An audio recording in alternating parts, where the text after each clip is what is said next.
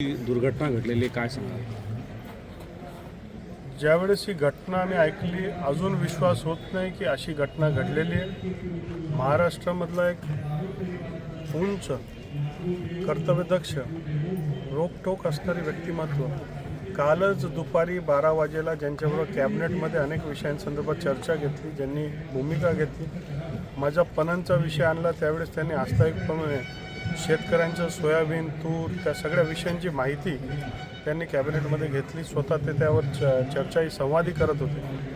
आणि आज सकाळी आम्ही रेल्वेतनं उतरल्यावर ही बातमी ऐकल्यानंतर मनाला विश्वास होत नाही की महाराष्ट्राची एवढी मोठी राजकीय सामाजिक हानी, एक काम करणारा करता नेता आपल्यातनं अचानकपणे निघून गेल्यामुळे अजून आम्ही सारेजण धक्क्यामध्ये.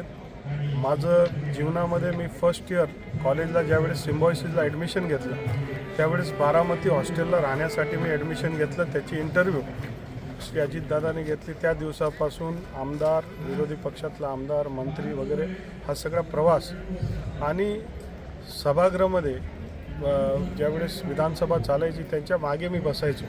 तर सतत त्यांच्या अनुभवाचा, त्यांच्या गप्पांचा, त्यांच्या अनेक गोष्टींचा लाभ हा आमच्यासारख्या युवकांना मिळत राहायचा.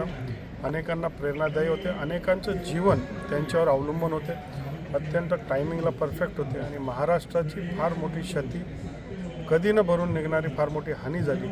अजून देखील मनाला विश्वास होत नाही की दुर्दैवी घटना घडली. आजचा दिवस अत्यंत दुःखी आणि नुकसानदायक दिवस आहे.